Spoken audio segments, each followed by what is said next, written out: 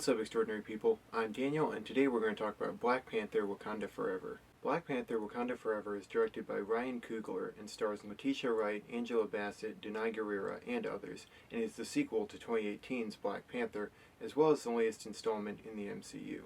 The film depicts the characters from the previous film struggling with the sudden death of T'Challa and new threats to the Kingdom of Wakanda. Now, recently, I don't think the Marvel Cinematic Universe has really been doing great. Most of their recent films and television shows have been pretty mediocre in my opinion, and I was concerned that this movie might be as well. But my even bigger concern with this movie was that without Chadwick Boseman, who had recently passed away in 2020, this film would struggle without its main character. However, I am very happy to say that this is not the case. Ryan Coogler and the entire cast and crew of this movie were handed a really big challenge, but in my opinion they absolutely rose to it. This is a film that is emotionally powerful and intelligent as well as entertaining. Now, one big part of this movie's success is the acting. There are several Oscar-worthy performances in this film, particularly Angela Bassett.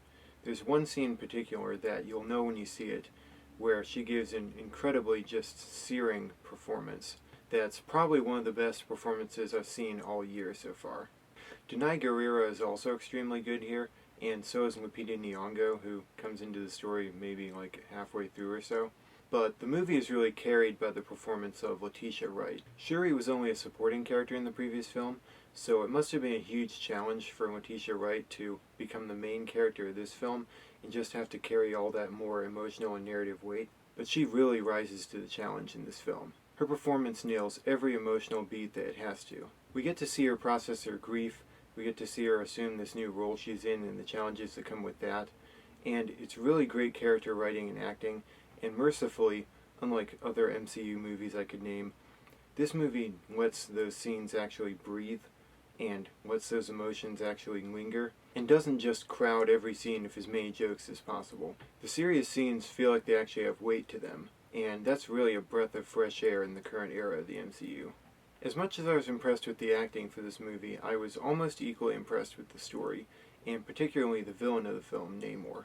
He has got to be one of my favorite MCU villains so far. Not only is the threat he poses to Wakanda extremely palpable and well established, but I was almost torn on who to root for in this film because his motivations are so good and understandable, and the movie does such a good job of helping us to understand what he's fighting for and what's at stake. Essentially, he's just trying to protect his people from being colonized, which is something he's seen happen before, and so he knows what the ramifications of that would be. And although the movie does have him make some choices and do some things that are obviously evil, just so we're really clear on who the villain is, you understand that he's only doing those things because he feels like he has no choice. Honestly, I would have preferred if it was even more ambiguous to where you actually couldn't tell who to root for, but this is still really good writing for a Marvel movie.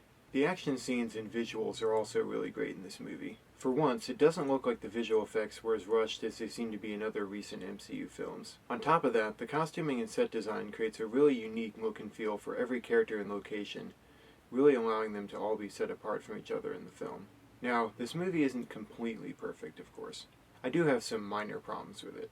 First of all, the movie is a little overstuffed with characters and plot threads that don't all feel fully developed. I feel like the movie could have been a little leaner and maybe cut out a few things and focused on its core elements maybe a little bit better. There are also a few plot elements that don't really add up logically. I'm not going to spoil anything, but there's one scene where one character is basically being held hostage by another character, and then they get rescued at one point, and the rescue was like way easier than it should have been given what was set up about the characters beforehand.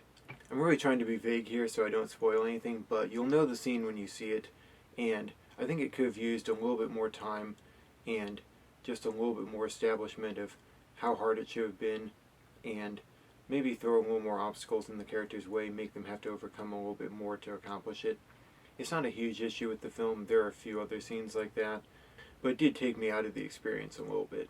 Overall, though, I really like this movie. It's emotionally powerful, it's brilliantly acted, it's exciting, it's tense, it's funny, but it balances out the humor and drama really well and a lot better than some recent MCU films. On a scale of 1 to 10, I'm going to give Black Panther Wakanda Forever a 9. This is the kind of movie I want to see from the MCU. I really hope this marks an upward trajectory for Marvel movie quality right now, but I guess we'll have to wait and see. Alright guys, have you seen Black Panther Wakanda Forever? Whatever you think about it, let me know down in the comments. And remember that you're extraordinary. I love all of you so much. Bye.